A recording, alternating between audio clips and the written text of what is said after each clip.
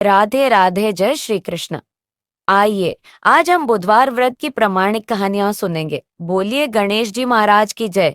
समतापुर नगर में मधुसूदन नामक एक व्यक्ति रहता था। वह बहुत धनवान था। मधुसूदन का विवाह बलरामपुर नगर की सुंदर और गुणवंती लड़की संगीता से हुआ था। एक बार मधुसूदन अपनी पत्नी को लेने बुधवार के दिन बलरामपुर गया। मधुसूदन ने पत्नी के माता पिता से संगीता को विदा कराने के लिए कहा। माता पिता बोले, बेटा, आज बुधवार है। बुधवार को किसी भी शुभ कार्य के लिए यात्रा नहीं करते। लेकिन मधुसूदन नहीं माना। उसने ऐसी शुभ अशुभ की बातों को नहीं मानने की बात कही। बहुत आग्रह करने पर संगीता के माता पिता ने विवश होकर दोनों को विदा कर दिया। दोनों ने बैलगाड़ी से यात्रा प्रारंभ की। 2 कोस की यात्रा के बाद उसकी गाड़ी का एक पहिया टूट गया। वहां से दोनों ने पैदल ही यात्रा शुरू की। रास्ते में संगीता को प्यास लगी। मधुसूदन उसे एक पेड़ के नीचे बैठाकर जल लेने चला गया। थोड़ी देर बाद जब मधुसूदन कहीं से जल लेकर वापस आया तो वह बुरी तरह हैरान हो उठा, क्योंकि उसकी पत्नी के पास उसकी ही शक्ल सूरत का एक दूसरा व्यक्ति बैठा था। संगीता भी मधुसूदन को देखकर हैरान रह गई। वह दोनों में कोई अंतर नहीं कर पाई। मधुसूदन ने उस व्यक्ति से पूछा, तुम कौन हो और मेरी पत्नी के पास क्यों बैठे हो? मधुसूदन की बात सुनकर उस व्यक्ति ने कहा, अरे भाई, यह मेरी पत्नी संगीता है। मैं अपनी पत्नी को ससुराल से विदा कराकर लाया। लेकिन तुम कौन हो जो मुझसे ऐसा प्रश्न कर रहे हो? मधुसूदन ने लगभग चीखते हुए कहा, तुम जरूर कोई चोर या ठग हो। यह मेरी पत्नी संगीता है। मैं इसे पेड़ के नीचे बैठाकर जल लेने गया था। इस पर उस व्यक्ति ने कहा, अरे भाई, झूठ तो तुम बोल रहे हो। संगीता को प्यास लगने पर जल लेने तो मैं गया था। मैंने तो जल लाकर अपनी पत्नी को पिला भी दिया है। अब तुम चुपचाप यहाँ से चलते बनो, नहीं तो किसी सिपाही को बुलाकर तुम्हें पकड़वा दूंगा। दोनों एक दूसरे से लड़ने लगे। उन्हें लड़ते देख बहुत से लोग वहां एकत्र हो गए। नगर के कुछ सिपाही भी वहां आ गए। सिपाही उन दोनों को पकड़कर राजा के पास ले गए। सारी कहानी सुनकर राजा भी कोई निर्णय नहीं कर पाया। संगीता भी उन दोनों में से अपने वास्तविक पति को नहीं पहचान पा रही थी। राजा ने दोनों को कारागार में डाल देने के लिए कहा। राजा के फैसले पर असली मधुसूदन भयभीत हो उठा। तभी आकाशवाणी हुई, मधुसूदन, तूने संगीता के माता पिता की बात नहीं मानी और बुधवार के दिन अपनी ससुराल से प्रस्थान किया। यह सब भगवान बुद्धदेव के प्रकोप से हो रहा है। मधुसूदन ने भगवान बुद्धदेव से प्रार्थना की कि हे भगवान बुद्धदेव, मुझे क्षमा कर दीजिए। मुझसे बहुत बड़ी गलती हुई। भविष्य में अब कभी बुधवार के दिन यात्रा नहीं करूंगा और सदैव बुधवार को आपका व्रत किया करूंगा। मधुसूदन के प्रार्थना करने से भगवान बुद्धदेव ने उसे क्षमा कर दिया। तभी दूसरा व्यक्ति राजा के सामने से गायब हो गया। राजा और दूसरे लोग इस चमत्कार को देख हैरान हो गए। भगवान बुद्धदेव की इस अनुकंपा से राजा ने मधुसूदन और उसकी पत्नी को सम्मानपूर्वक विदा किया। कुछ दूर चलने पर रास्ते में उन्हें बैलगाड़ी मिल गई। बैलगाड़ी का टूटा हुआ पहिया भी जुड़ा हुआ था। दोनों उसमें बैठकर समतापुर की ओर चल दिए। मधुसूदन और उसकी पत्नी संगीता दोनों बुधवार को व्रत करते हुए आनंद पूर्वक जीवन यापन करने लगे। भगवान बुद्धदेव की अनुकंपा से उनके घर में धन संपत्ति की वर्षा होने लगी। जल्दी ही उनके जीवन में खुशियां ही खुशियां भर गईं। बुधवार का व्रत करने से स्त्री पुरुषों के जीवन में सभी मंगल कामनाएं पूरी होती हैं और व्रत करने वाले को बुधवार के दिन किसी आवश्यक काम से यात्रा करने पर कोई कष्ट भी नहीं होता है। आइए गणेश जी भगवान की दूसरी कथा सुनते हैं। पौराणिक कथाओं के अनुसार एक बार भगवान शंकर और माता पार्वती नर्मदा नदी के तट पर बैठे हुए थे। बैठे बैठे वो उबने लगे तो माता पार्वती ने महादेव जी से चौसर खेलने के लिए कहा। महादेव माता पार्वती की बात सुनकर चौसर यानी चौपड़ खेलने के लिए तैयार हो गए। अब उनके सामने एक परेशानी थी कि उनके खेल में हार जीत का फैसला करने वाला कोई तीसरा शख्स नहीं था। इसका हल निकालने के लिए शंकर महादेव ने आसपास से घास के कुछ तिनके इकट्ठे किए और उससे एक पुतला बना दिया। फिर उसमें जान डालकर उसे कहा, हे पुत्र, मैं पार्वती के साथ चौपड़ खेलूंगा और तुम हम दोनों के खेल के साक्षी बनोगे। खेल के अंत में कौन विजयी होता है, तुम्हें इसका निर्णय करना होगा। उस पुतले से इतना कहने के बाद महादेव और माता पार्वती ने चौपड़ का खेल खेलना शुरू कर दिया। दोनों ने बारी बारी से 3 बार चौपड़ का खेल खेला और संयोग से तीनों ही बार माता पार्वती की जीत हुई। जब दोनों ने खेल खत्म किया और उस पुतले से विजयी होने वाले का नाम पूछा, तो उसने महादेव को इस खेल का विजयी घोषित कर दिया। इससे माता पार्वती को गुस्सा आ गया और उन्होंने उस पुतले को लंगड़ा होने और कीचड़ में पड़े रहने का श्राप दे दिया। माता से श्राप सुनकर उस पुतले ने कहा, हे माँ, मैंने इस खेल का गलत निर्णय अपने अज्ञान के कारण लिया। मैंने किसी गलत इरादे से यह निर्णय नहीं लिया, कृपया मुझे क्षमा करें। पुतले की बात सुनकर माता पार्वती को दया आ गई और उन्होंने उससे कहा, 1 साल बाद यहाँ पर गणेश की पूजा करने के लिए नाग कन्याएं आएंगी। उनसे पूछकर तुम गणेश व्रत और पूजन करना, ऐसा करने से तुम्हें मनोवांछित फल मिलेगा।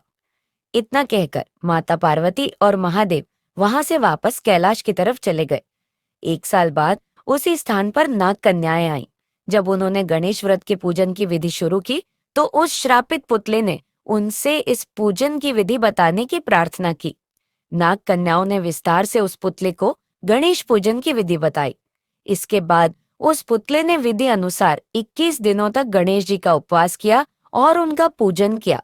इस पूजन से गणेश जी काफी प्रसन्न हुए और उन्होंने उस पुतले को मनोवांछित वर मांगने के लिए कहा। पुतले ने कहा, हे प्रभु, आप मेरे पैरों में इतनी शक्ति दें कि मैं कैलाश पर्वत पर जाकर अपने माता पिता से मिल सकूं और उन्हें प्रसन्न कर सकूं। गणेश जी ने तथास्तु बोला और वहां से वे चले गए। इसके बाद पुतला रूपी वह बालक चलते हुए कैलाश पर्वत तक पहुंचा और वहां पर वह भगवान शिव से मिला। महादेव से उसने सारी बात बताई। बालक की बात सुनकर महादेव ने भी 21 दिनों तक गणेश व्रत करने की इच्छा जाहिर की। दरअसल चौपड़ के खेल वाले दिन माता पार्वती महादेव से भी नाराज होकर कैलाश छोड़कर वहां से चली गई थी। माता पार्वती को मनाने के लिए महादेव ने भी 21 दिनों तक गणेश व्रत किया।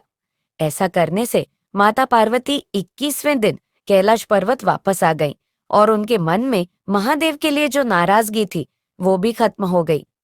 माता पार्वती के वापस आने पर महादेव ने सारी बात उन्हें बताई।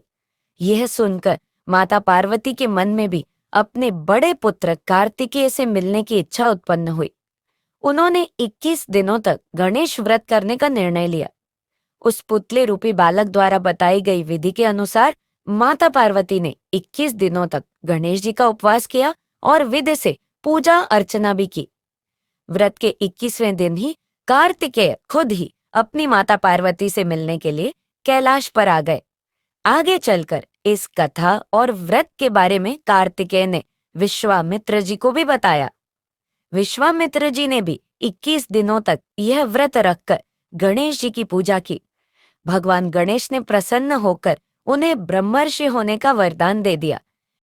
आइए एक अन्य प्राचीन कहानी सुनते हैं। एक बार बाल गणेश अपने मित्र मुनि पुत्रों के साथ खेल रहे थे। खेलते खेलते उन्हें भूख लगने लगी। पास ही गौतम ऋषि का आश्रम था। आशी गौतम ध्यान में थे और उनकी पत्नी अहिल्या रसोई में भोजन बना रही थी। गणेश आश्रम में गए और अहिल्या का ध्यान बढ़ते ही रसोई से सारा भोजन चुरा कर ले गए और अपने मित्रों के साथ खाने लगे। तब अहिल्या ने गौतम ऋषि का ध्यान भंग किया और बताया कि रसोई से भोजन गायब हो गया है। ऋषि गौतम ने जंगल में जाकर देखा तो गणेश अपने मित्रों के साथ भोजन कर रहे थे। गौतम उन्हें पकड़कर माता पार्वती के पास ले गए। माता पार्वती ने चोरी की बात सुनी तो गणेश को एक कुटिया में ले जाकर बांध दिया। उन्हें बांधकर पार्वती कुटिया से बाहर आई तो उन्हें आभास होने लगा जैसे गणेश उनकी गोद में है, लेकिन जब देखा तो गणेश कुटिया में बंधे दिखे। माता काम में लग गईं। उन्हें थोड़ी देर बाद फिर आभास होने लगा जैसे गणेश शिवगणों के साथ खेल रहे हैं। उन्होंने कुटिया में जाकर देखा तो गणेश वहीं बंधे दिखे। अब माता को हर जगह गणेश दिखने लगे, कभी खेलते हुए, कभी भोजन करते हुए और कभी रोते हुए। माता ने परेशान होकर फिर कुटिया में देखा तो गणेश आम बच्चों की तरह रो रहे थे। वे रस्सी से छूटने का प्रयास कर रहे थे। माता को उन पर अधिक स्नेह आया और दयावश उन्हें मुक्त कर दिया। गणेश जी की कहानी, इस कहानी को सभी व्रत और उपवास में सुनी जाती है। आइए आज माह भी सुनकर पुण्य फल कमाते हैं। एक समय की बात है, एक भाई बहन रहते थे। बहन का नियम था कि वह अपने भाई का चेहरा देखे ही खाना खाती थी। हर रोज वह सुबह उठती थी और जल्दी जल्दी सारा काम करके अपने भाई का मुंह देखने के लिए उसके घर जाती थी। एक दिन रास्ते में उसने देखा, एक पीपल के नीचे गणेश जी की मूर्ति रखी थी। उसने भगवान के सामने हाथ जोड़कर कहा कि मेरे जैसा अमर सुहाग और मेरे जैसा अमर पीहर सबको दीजिए। यह कहकर वह आगे चल दी। जंगल के झाड़ियों के कांटे उसके पैरों में चुभा करते थे। एक दिन भाई के घर पहुंची और भाई का मुंह देखकर बैठ गई, तो भाभी ने पूछा, पैरों में क्या हो गया है? यह सुनकर उसने भाभी को जवाब दिया कि रास्ते में जंगल के झाड़ियों के गिरे हुए कांटे पांव में चुभ गए हैं। फिर वह वापस अपने घर आ गई। तब भाभी ने अपने पति से कहा कि रास्ते को साफ करवा दो, आपकी बहन के पांव में बहुत सारे कांटा चुभ गए हैं। भाई ने तब कुल्हाड़ी लेकर सारी झाड़ियों को काटकर रास्ता साफ कर दिया, जिससे गणेश जी का स्थान भी वहां से हट गया। यह देखकर भगवान गुस्सा हो गए और उसके भाई के प्राण हर लिए। लोग अंतिम संस्कार के लिए जब भाई को ले जा रहे थे, तब उसकी भाभी रोते हुए लोगों से कहीं थोड़ी देर रुक जाओ, उसकी बहन आने वाली है। वह अपने भाई का मुंह देखे बिना नहीं रह सकती है, उसका यह नियम है। तब लोगों ने कहा, आज तो देख लेगी, पर कल कैसे देखेगी? तब किसी सयाने ने कहा, कोई बात नहीं, थोड़ी देर रुक जाते। रोज की तरह बहन अपने भाई का मुंह देखने के लिए जंगल के रास्ते से घर आ रही थी। तब जंगल में उसने देखा कि सारा रास्ता साफ किया हुआ है। जब वह आगे गई तो उसने देखा कि सिद्धिविनायक भगवान भी वहां से हटे हुए हैं। तब उसने जाने से पहले गणेश जी को एक अच्छे स्थान पर रखकर उन्हें स्थापित कर दिया और हाथ जोड़कर बोली, भगवान मेरे जैसा अमर सुहाग और मेरे जैसा अमर पीहर सबको देना। और फिर बोलकर आगे निकल गए। तब भगवान सोचने लगे, अगर इसकी नहीं सुनी तो हमें कौन मानेगा, हमें कौन पूजेगा? तब सिद्धिविनायक ने उसे आवाज दी, बेटी इस खेजड़ी की 7 पत्तियां लेकर जा और उसे कच्चे दूध में घोलकर भाई के ऊपर छींटा मार देना, वह उठकर बैठ जाएगा। आवाज सुनकर जब बहन ने पीछे देखा तो वहां कोई नहीं था। फिर वह यह सोचने लगी कि ठीक है, जैसा सुना वैसा कर लेती हूँ। फिर वह 7 खेजड़ी की पत्तियां लेकर अपने भाई के घर पहुंची। उसने देखा वहां कई लोग बैठे हुए हैं। भाभी घर के आंगन में बैठी रो रही और भाई की लाश रखी है। तब उसने उस पत्तियों को बताए हुए नियम के तहत भाई के ऊपर इस्तेमाल किया। तब भाई उठकर बैठ गया। भाई बहन से बोला, मुझे बहुत ही गहरी नींद आ गई थी। तब बहन बोली, ये नींद किसी दुश्मन को भी ना आए, और उसने सारी बात अपने भाई को बता दी। बहन ने पूछा कि भाई जंगल की साफ सफाई किसने करी थी? तो भाई ने पूरी बात बताई। तो बहन ने कहा कि भाई तूने जंगल की साफ सफाई के साथ वहां से गणेश भगवान का चबूतरा भी हटा दिया। अभी मैं वापस सही करके के आ रही हूँ। बोली, गणेश जी महाराज की जय।